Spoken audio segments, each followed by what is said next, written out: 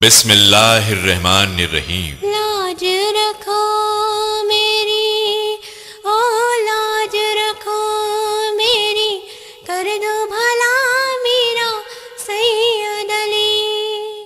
آپ کے سامنے پہلی بار مانڈو گڑھ کی جنگ پیش کرتے ہیں۔ دنیا میں جب کبھی بھی کوئی ظالم انسانیت کا دشمن، اپنی طاقت پر گھمنڈ کرنے والا، عام انسانوں کو تکلیف دینے والا، خدائی کا دعویٰ کرنے والا جس دور میں پیدا ہوا، اس کو مٹانے کے لیے اللہ تعالی نے کسی نہ کسی نبی کو بھیجا۔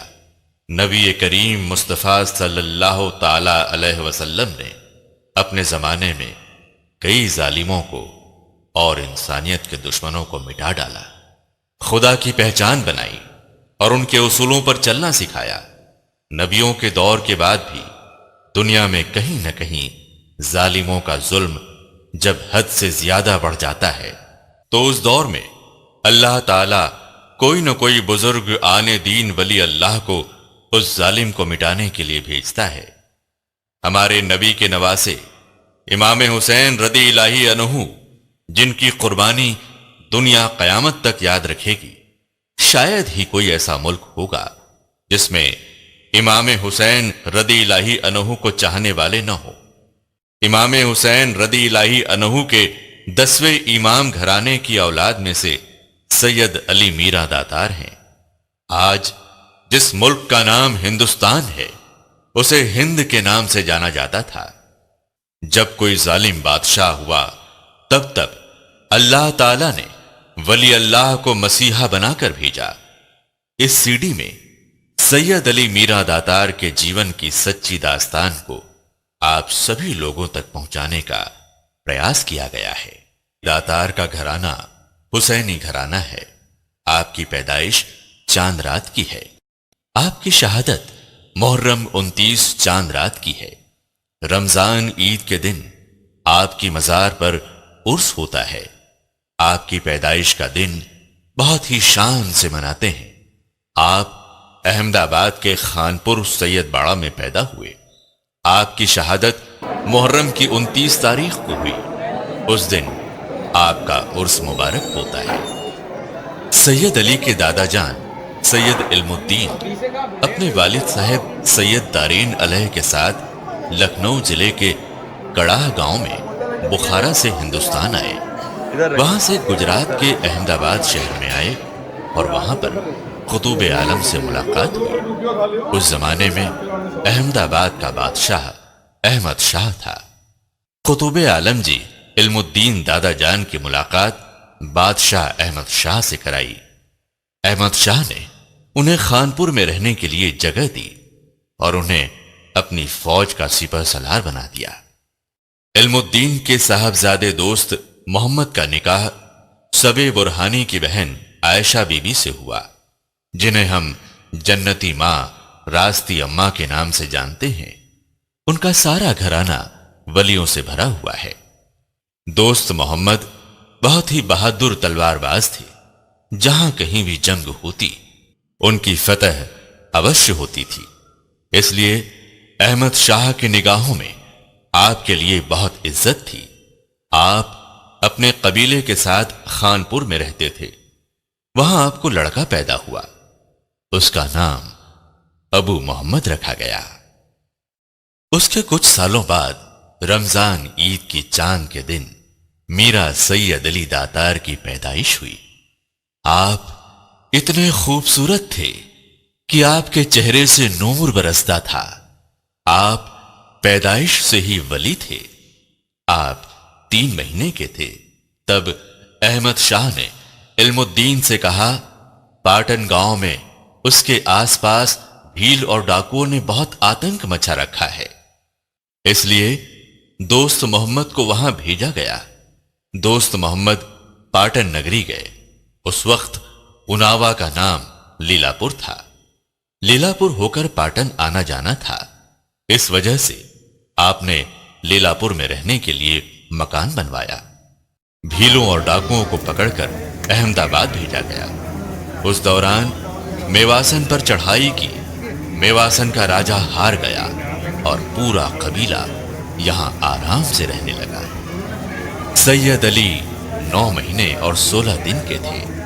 तभी आपकी माँ, जन्नती माँ रास्ती अम्मा का विशाल हो गया। जुम्मा 16 रजब सन 880 हिजरी। सैयद अली की देखरेख दौलत बीबी उर्फ दामा अम्मा और दादी अम्मा ने की। सैयद अली की करामात बचपने में ही जाहिर हो गई थी। आप छोटे थे, आप दूध पीने के लिए रोने लगे। दामा अम्मा ने सैयद अली को गले से लगाया और अल्लाह से दुआ की कि अगर मुझे दूध आता तो सैयद अली को जरूर पिलाती। आपकी दुआ अरसे आजम तक पहुंची और अल्लाह ताला ने दुआ कबूल की और दामा अम्मा को दूध आने लगा। दामा अम्मा ने सैयद अली को दूध पिलाया। करामात देखकर सब लोग हैरान रह गए। उन्हें यकीन हो गया कि ये कोई अल्लाह के वली हैं। सैयद अली के वालिद साहब दोस्त मोहम्मद उर्फ डोसू मियां ने दामा अम्मा से निकाह किया। दामा अम्मा, दादी अम्मा, दादा जान के हाथों सैयद अली की परवरिश हुई। तालीम अपने दादा जान से अहमदाबाद में हासिल की। आप बड़े ही नेक और परहेजगार थे। ज्यादा वक्त इबादत में गुजारते थे। उस जमाने में कोई भी तकलीफ वाला उनके पास आता तो आप खुदा से दुआ करते, दुआ कबूल हो जाती, तकलीफ दूर हो जाती। आपकी सोहबत में कई लोग ईमान ले आए। आप वही काम करते जिसमें अल्लाह और अल्लाह के रसूल सल्लल्लाहु ताला अलैहि वसल्लम के उसूल के मुताबिक होता। दुनिया वालों को अल्लाह की सही पहचान बताते। इमाम हुसैन रद्दी इलाही अन्हु को आप बहुत चाहते थे। आपके दिल में भी ये जज्बा था कि मुझे भी शहादत हो, मैं भी अल्लाह की राह में शहीद हो जाऊं। जहां भी आप जाते, आपके अखलाक देखकर लोग नसीहत हासिल करते। आपकी पूरी जिंदगी राह खुदा में गुजरी। अहमद शाह का बेटा महमूद बैगड़ा गद्दी पर बैठा। महमूद बैगड़ा बहुत बहादुर था। उसने कई किले फतह किए, कई गढ़ फतह किए। इस वजह से बैगड़ा के नाम से मशहूर हुआ। उस वक्त दिल्ली की गद्दी पर मोहम्मद लोधी बादशाह की हुकूमत थी। एक शख्स मोहम्मद लोधी के दरबार में फरियाद लेकर पहुंचा। उसने बादशाह की खिदमत में अर्ज किया, जहां पनाह, मध्य प्रदेश के धार जिले में मांडवगढ़ है। 70 किलोमीटर की हद में बसा हुआ है। मांडवगढ़, जिसमें 12 छोटे छोटे गांव हैं, उसमें मांडवगढ़ के राजा मेहंदी की हुकूमत है। राजा मेहंदी बहुत ही खूंखार, जालिम, क्रूर और इंसानियत का दुश्मन जादूगर है। वो किसी मजहब को नहीं मानता। उसने अपने महल में एक 24 फुट का देव बना रखा है। उसका रोजाना उसूल है कि एक इंसान का कत्ल करके उसके खून का तिलक उस देव पर लगाता है और अपने माथे पर भी खून का तिलक लगाता है। हर दिन उसको एक इंसान की बलि चढ़ाना उसका उसूल है। उसने अपने कैद खाने में कई इंसानों को बंदी बनाकर रखा है। उसके पास बड़े तांत्रिक और जादूगर हैं। उसके किले पर जो भी बादशाह लड़ाई करने चढ़ाई करता है तो उसे हार का मुंह देखना पड़ता है। उस जादूगर के जुल्म से दूर दूर के लोग परेशान हैं। उस शख्स ने मांडवगढ़ की सारी दास्तान बादशाह मोहम्मद लोधी को सुनाई। मोहम्मद लोधी ने उस शख्स को कहा, इस वक्त अहमदाबाद की गद्दी पर महमूद बैगड़ा का नाम एक बादशाह है। वो बहुत बहादुर है। उसने कई जगह फतेह हासिल की है।